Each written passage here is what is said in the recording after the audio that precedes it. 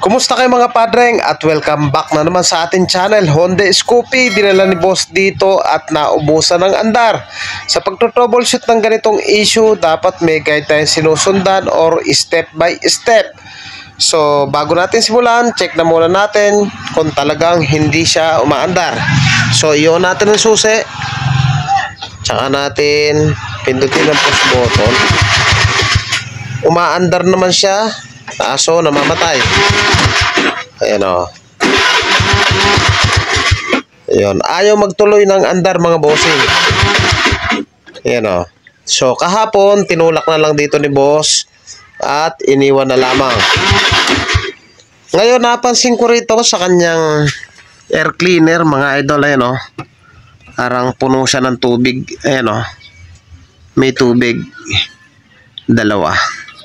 So, ibig sabihin, possible na ang issue nito ay nasa carburetor at wala dun sa kanyang kuryente. So, ang gagawin natin mga idol, bubuksan natin yung cover dito para ma-expose natin yung air cleaner, bubugaan natin ng hangin yung kanyang carburetor. So, buksan na muna natin yung kanyang cover. At dito sa kanyang carburetor mga padreng, pansinin nyo, napakadumi oh. So, ayan. So, anong nangyayari? Rumiridundo naman kaso ayaw magtuloy ng andar. So, possible na sobrang dumi nitong kanyang carburetor. Ganon din yung kanyang air cleaner. So, tatanggalin natin yan. May screw dito yan. Tsaka dun sa likod may screw din doon. So, kalimitan dito sila nagtatanggal. So, once na dito nagtanggal, minsan nasisira yung mga gasket mga idol. So bukod dito sa marumi siya mga idol, kalimitan pinagmumulan ng walang minor, papatay-patay. So bukod sa maruming carburetor ng mga ganitong uri ng carburetor o diaphragm type, check nyo rin yung kanyang hose, yung vacuum hose na nakalagay dito sa manifold. Dapat ito walang butas yan. So check nyo rin yan mga idol. So kalimitan dyan nagmumula yung hard starting at ayaw mandar. Check natin. So yun o, pansinin nyo mga idol. Ayun o, ayun o, may punit siya mga idol. So possible na dito yung problema niyan kung bakit ayaw mandar. So ilayin natin. O yun o, putol o. Ilayin na natin. Tanggalin na natin to.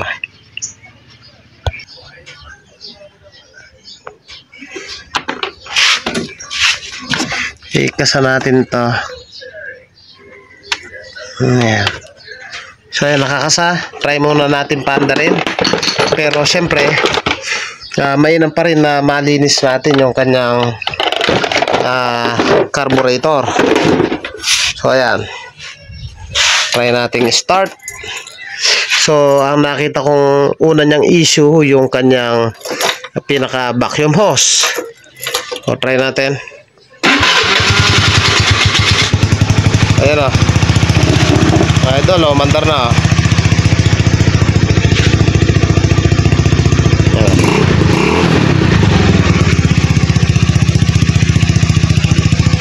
Patay natin. Start ulit.